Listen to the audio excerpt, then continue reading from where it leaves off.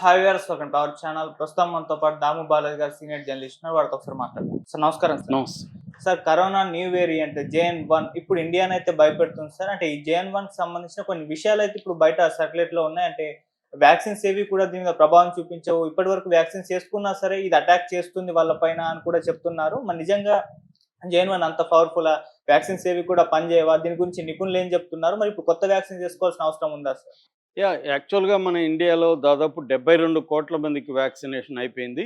దాదాపు 1.7 billion doses ఇప్పటివరకు ఏసినట్టుగా మన గవర్నమెంట్ చెప్తుంది. సో, అంటే కరోనా వచ్చి 3 ఏళ్లయింది. కోవిడ్-19 వచ్చి 3 ఏళ్లయింది. 3 ఏళ్లలోపు జరిగిన ప్రధానమైన పరిణామం ఏందంటే, ప్రపంచవ్యాప్తంగా ఈ కోవిడ్ ఒప్పందం అనేది ఒకటి జరిగింది. పాండమిక్ అకార్డ్ అంటారు దీన్ని. ఈ పాండమిక్ అకార్డ్ అనేది అనేక దేశాలు కలిపి WHO ఆధ్వర్యంలో ఒక అకార్డు అనేది జరిగింది. ఈ అకార్డు ప్రకారం ఏంటంటే, పాండమిక్కి సంబంధించి ఏ దేశంలో ఏం జరిగినా ఇన్ఫర్మేషన్ ఇచ్చిపుచ్చుకోవడం, WHO గైడెన్స్ చేయడం, తర్వాత వ్యాక్సిన్స్ని అందరికి అందుబాటులో ఉంచడం, మెడిసిన్స్ కొత్తగా వస్తే వాటిని అందుబాటులో ఉంచడం, ఇలాగా ప్రపంచం అంతా ఒక దేశానికి ఇంకో దేశానికి సహాయం చేసుకోవడానికి, ఇన్ఫర్మేషన్ షేర్ చేసుకోవడానికి, సర్వేలెన్స్ పెట్టడానికి, అలర్ట్గా ఉండడానికి, కోఆర్డినేట్ చేసుకోవడానికి ఈ పాండమిక్ అకార్డ్ అనేది జరిగింది. అయితే దీని నుంచి ట్రంప్ బయటకు వచ్చేసాడు. మొన్న రెండోసారి ట్రంప్ వచ్చినప్పుడు ఈ WHO నుంచి ఆయన బయటకు వచ్చేసాడు. ఫండ్స్ కూడా ఆపేశాడు. సో అది ఒక రకంగా దెబ్బే అని చెప్పాలి. సో ఈ నేపథ్యంలో ఏమైందంటే, ఇప్పుడు ఈ కొత్త వేరియంట్ ఒకటి బయటకు వచ్చింది. ఇది ఏషియన్ కంట్రీస్లో ఫస్ట్ బయటకు వచ్చింది. థాయిలాండ్లో ఒక బ్యాంకాక్లోనే, థాయిలాండ్ క్యాపిటల్ సిటీ బ్యాంకాక్లోనే 5,000 కేసుల పైన బయటపడ్డాయి. దాదాపు 34 మంది చనిపోయినారని చెప్తున్నారు. సింగపూర్లో మనకు అందుతున్న సమాచారం మేరకు దాదాపు 16,000 కేసులు ఇప్పటి వరకు వచ్చాయని, అందులో రోజుకి దాదాపు 150 మంది అడ్మిట్ అవుతున్నట్టుగా సింగపూర్ హాస్పిటల్లో వార్తలు వస్తున్నాయి. అట్లాగే హాంకాంగ్లో కూడా 5-6 వేల కేసులు వచ్చాయని, రోజుకు 30-40 మంది అడ్మిట్ అవుతున్నారని, అక్కడ కొంతమంది చనిపోయారని కూడా వార్తలు వస్తున్నాయి. ఇప్పుడు ఇండియాకు కూడా ఇది వ్యాపించింది. ఇండియాలో దాదాపు ఇప్పటి వరకు 257 కేసులు నిన్నటికున్నాయి. ఇంకా డేటా అప్డేట్ కాలేదు. ఒక లెక్క ప్రకారం 350 కేసుల వరకు ఇండియాలో ఉన్నాయని చెప్తున్నారు. రోజుకి 160 కేసులు అలాగా వస్తున్నాయని చెప్తున్నారు. ఈ ప్రధానంగా కేరళలో ఒక 89 కేసులు ఇప్పుడు కేరళలో ఐడెంటిఫై అయ్యాయి. తమిళనాడులో 34 కేసులు, 2 చనిపోయారు కూడా తమిళనాడులో. మహారాష్ట్రలో ఒక 60 కేసుల పైన మహారాష్ట్రలో బయటపడ్డాయని చెప్తున్నారు. తెలుగు రాష్ట్రాలు మాత్రం ఇప్పటివరకు అయితే ఈ ఈ వేరియంట్ కనిపించలేదు. అసలు ఒక రకమైన ఆందోళన అయితే నెలకొంది. ఎందుకంటే ప్రపంచవ్యాప్తంగా మ్యాక్సిమం ప్రజలు వ్యాక్సినేషన్ అయితే జరిగింది. ఇప్పుడు అసలు ఈ వ్యాక్సిన్ దీనికి పనిచేస్తుందా? అప్పుడు కరోనా వైరస్ వేరు, ఇప్పుడు కరోనా వైరస్ వేరు. అప్పుడు కరోనా వైరస్ ఏంటి? SARS-CoV-2 SARS-2 అని కూడా అంటారు దాన్ని. ఈ SARS-2 అనేది కోవిడ్-19 అనే వైరస్కి కారణమైంది. ఇప్పుడు మధ్యలో ఒమిక్రాన్ BA అనే ఒక వైరస్ వచ్చింది. దాని వేరియంటే ఈ JN.1 అంటున్నారు. మళ్ళీ JN.1లో సబ్ వేరియంట్స్ ఉన్నాయి. LF7 అని, NB1.8 అని సబ్ వేరియంట్స్ ఉన్నాయి. సో ఇప్పుడు మనకి JN.1లో ఉండే సబ్ వేరియంట్స్, ఇది మళ్ళీ JN.1 దేంది?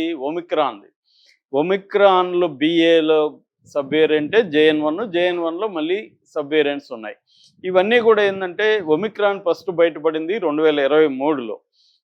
దీని స్పైక్ ప్రోటీన్ అంటారు. ఈ స్పైక్ ప్రోటీన్ అనేది L455S అని పేరు పెట్టారు దానికి. ఈ స్పైక్ ప్రోటీన్ ఇచ్చేస్తుంది. దీని పట్ల ఇప్పుడు ఆందోళన ఉంది. ఇదేంటంటే, దీంట్లో ఉండే ప్రధానమైన డేంజరస్ లక్షణాలు కొన్ని ఉన్నాయి దీనికి. ఇది వచ్చి వేగంగా ట్రాన్స్మిషన్ అవుతుంది, ఒకరికి వేగంగా వ్యాపిస్తుంది. రెండవది ఇమ్యూన్ ఎవేషన్ అంటారు. అంటే ఇమ్యూనిటీని దాటి, అది ఇమ్యూనిటీని పక్కకు పెట్టి అది అటాక్ చేయగలదు. అంటే అంతకుముందేమో ఇమ్యూనిటీ పెంచుకుంటే మనం కరోనా వైరస్ బారి నుంచి బయటపడచ్చు అన్నారు. కానీ ఈ JN.1 వెరైటీ ఇమ్యూనిటీని బ్రేక్ చేస్తుంది. మూడవది, అసలు ఈ వ్యాక్సిన్లు దీనికి పనిచేస్తాయా? ఎందుకంటే మనం వేసుకున్న వ్యాక్సిన్లు వేరు, ఈ JN.1 ఈ వేరియంట్ని ఇంక్లూడ్ చేసే వ్యాక్సిన్లు మళ్ళీ వేసుకోవాలి అని కూడా డిస్కషన్ జరుగుతుంది. WHO దీని పట్ల ఇంకా కన్ఫామ్గా ఏం చెప్పట్లేదు. జాగ్రత్తలు తీసుకోండి, ఇది మైల్డే, ఇది ఏమి పెద్దది కాదని చెప్తున్నారు. కానీ WHOను కూడా ఎవరు నమ్మే పరిస్థితి ఇవ్వాలి లేరు.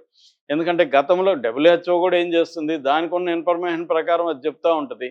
అది రోజు రోజుకి మారుతుంది. ఇదేంటంటే ఫాస్ట్ ఎవాల్వింగ్ సిచ్యువేషన్ అంటారు. ఫాస్ట్ ఎవాల్వింగ్ సిచ్యువేషన్లో ఎప్పుడు ఏది మారుతుంది, అది ఎట్లా మ్యుటేషన్ దాన్ని మార్చుకుంటుంది, ఇది నిరంతరం అబ్జర్వ్ చేస్తూ ఎప్పటికప్పుడు WHO కానీ మిగతా వాళ్ళు కానీ హెచ్చరిస్తుంటారు తప్ప WHO ఏదో సర్వజ్ఞానం ఉన్నట్టుగా కాదు.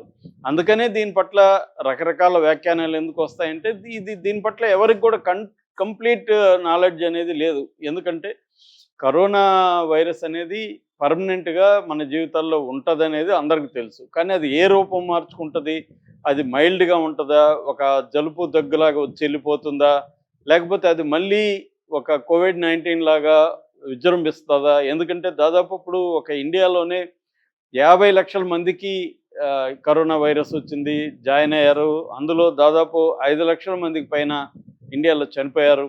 అంటే అమెరికా నెంబర్ 1 డెత్లు ఎక్కువ జరిగింది అమెరికా, దాని తర్వాత ఇండియా, దాని తర్వాత బ్రెజిల్, దాని తర్వాత యూరప్ దేశాలు. ఇలాగా సెకండ్ ప్లేస్లో ఇండియా ఉంది డెత్ల్లో కూడా కరోనాలో. ఎందుకంటే మనది వ్యాస్ట్ పాపులేషన్. చైనా వాళ్ళు మనకంటే ఎక్కువ ఉండొచ్చేమో కానీ వాళ్ళు లెక్కలు చెప్పరు. వాళ్ళు అక్కడ ఏంటంటే అది డెమోక్రటిక్ కంట్రీ కాదు కాబట్టి వాళ్ళు బయటకు ఏది చెప్పాలనుకుంటే అదే చెప్తారు. వాళ్ళ మీడియా మనలాగా ఇండిపెండెంట్ మీడియా లేదు అక్కడ. ఇంటర్నేషనల్ మీడియాకి కూడా అక్కడ ప్లేస్ లేదు. వాళ్ళు ఏం చెప్తే అది రాసుకోవాలి, చెప్పాలి.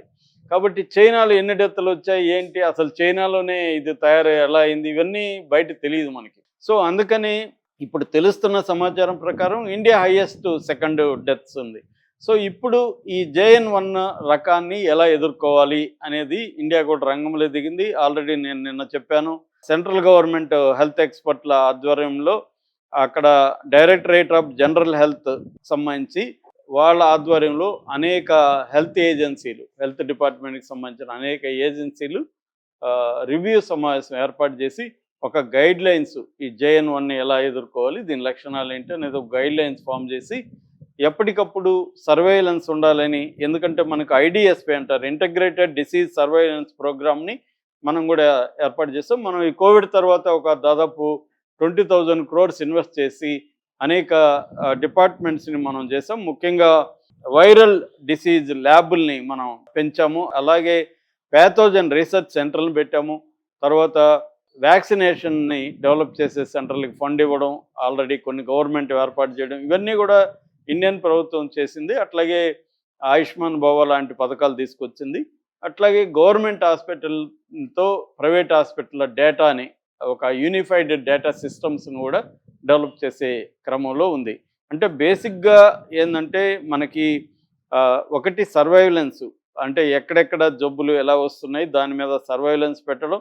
2 ర్యాపిడ్ డిటెన్షన్, స్పీడ్గా డిటెక్ట్ చేయడం, ఇది కూడా ఇంపార్టెంట్. 3 కమ్యూనిటీ ఇన్వాల్వ్మెంట్, ప్రజల్ని కమ్యూనిటీని ఇన్వాల్వ్ చేయడం. 4 యూనిఫైడ్ డేటాబేస్ని క్రియేట్ చేయడం. ఎందుకంటే ప్రైవేట్ వాళ్ళు డేటా ఇవ్వరు గవర్నమెంట్కి. సో దాన్నంతా కూడా తీసుకొని ఎక్కువగా టెస్టులు ప్రైవేట్ వాళ్ళు చేస్తుంటారు, ఆ డేటా రాదు. సో ఈ కార్యక్రమాలు చేయడం. అట్లాగే బేసిక్ మన హెల్త్ కేర్ని, అంటే ICU బెడ్స్ కానీ, వెంటిలేటర్స్ కానీ, ఆక్సిజన్ సిలిండర్లు కానీ, PPE కిట్లు కానీ, తర్వాత టెస్టింగ్ మెటీరియల్ కానీ, వీళ్ళకి ఈ స్టాఫ్కి మెడికల్, పారామెడికల్ ఈ స్టాఫ్కి ట్రైనింగ్ కానీ, ఇవన్నీ కూడా నిరంతరం చేసుకుంటూ వస్తుంది. ఇప్పుడైతే అలర్ట్ అయ్యి ఇచ్చేస్తుంది. వ్యక్తులుగా మనం ఏం చేయాలంటే, వ్యక్తులుగా ఫస్ట్ ప్యానిక్ అవ్వాల్సిన లేదు. ఇప్పటివరకు మైల్డ్ సిమ్టమ్సే ఉన్నాయి, డెత్ రేట్ కూడా తక్కువే ఉంది, ట్రాన్స్మిషన్ మాత్రం స్పీడ్గా జరుగుతుంది. ఈ వ్యాక్సిన్లు పనిచేస్తుందా లేదా అనేది ఎవరు చెప్పలేకపోతున్నారు కాబట్టి పనిచేయదేమో అనే భయాందోళన అవసరం లేదు. ఇది ఎందుకంటే మైల్డ్గానే ఇప్పటివరకు ఉంది తప్ప మనకేం భయంకరంగా అయితే లేదు. కాబట్టి భయాందోళన అయితే అవసరం లేదని WHO డాష్బోర్డ్ చెబుతుంది మనకి. అట్లాగే మన హెల్త్ మినిస్ట్రీ కూడా అదే, సెంట్రల్ హెల్త్ మినిస్ట్రీ కూడా అదే చెప్తుంది. కాబట్టి మనం ఆందోళన పడాల్సిన అవసరం లేదు, కానీ జాగ్రత్తలు తీసుకోవాలి. కంపల్సరీగా మాస్కులు వాడడం, చేతులు క్లీన్ చేసుకోవడం, తర్వాత ఏదైనా మనకి లక్షణాలు ఉంటే ఇమ్మీడియట్గా మనం ఐసోలేట్ కావడం, ఇలాంటివి చూడాలి. అవసరం లేకుండా గుంపుల్లోకి వెళ్ళడం, ఇట్లాంటివి అవాయిడ్ చేయాలి. సో జాగ్రత్తగా ఉండండి అని మాత్రమే చెప్తున్నారు, భయపడకండి అని చెప్తున్నారు. భయం వల్ల మీకు ఏదైనా ఇదెందుకంటే లక్షణాలు కరోనా లక్షణాలు ఆల్రెడీ మనకు తెలుసు. అవి వచ్చినప్పుడు అవి సాధారణ జరుపు జ్వరం కావచ్చు, కరోనా కావచ్చు.